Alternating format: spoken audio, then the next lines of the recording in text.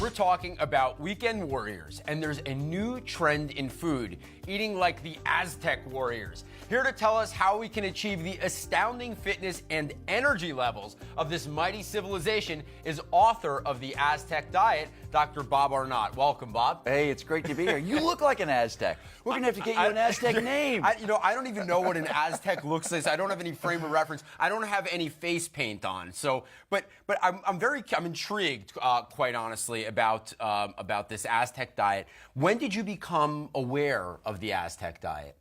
So, like you, people always say, hey, try this. And you go, yeah, sure. So this friend of mine left this kind of foiled package in the back of my Ducati racing bike in the middle of the winter. That usually will get you arrested, by the way, right? Yeah, exactly. So it sits there. There's snow, and she calls me weekend. I say, fine, I'll look at it. And I look at it, I go, 5 grams of fiber and 70 calories, that seems impossible. And I looked at the other ingredients. I said, that's amazing. So, I started to try it. And, I had been at about 203 pounds and tried everything. I mean, for bike racing season, I want to be at 190. And I tried starving myself and doing like 5-hour rides or what. Nothing. I could never, ever, ever break 200. And with the Chia, 199. So that was what was in the foil package? It was Chia. Okay. It was amazing. Okay. Yeah. And by the way, you left me hanging. I was waiting to hear what was in the foil package. That's the punchline. By the way, you look like an Aztec. The Aztecs look like you. They were strong. They were the strongest people in the world at the time, the most successful people in the world at the time. They had bigger cities than they had in Spain. They lived 12 years longer than anybody else in the world.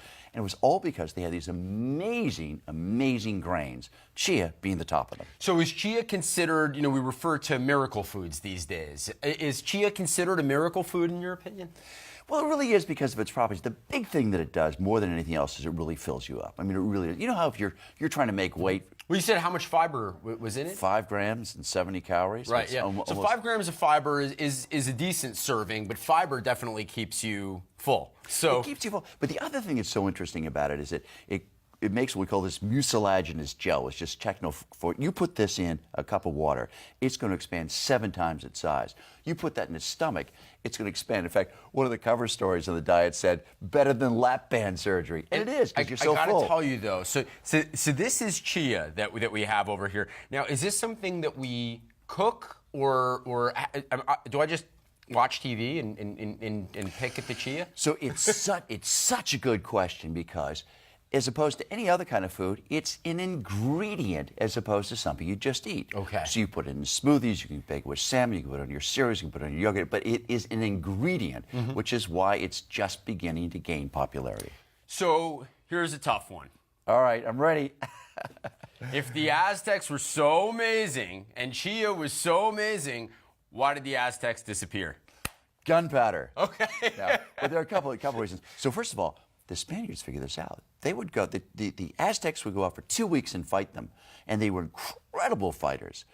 And then they go, well, why are they doing so well? Chia. So they burned the Chia fields to the ground. They destroyed their food source. Took away their food source. And of course, they did have gunpowder, and they also brought in lots of infectious diseases from Europe. That'll hurt any civilization. It'll hurt anybody. Now, even more importantly, the Aztecs ate Chia, but did they keep it as a pet as well?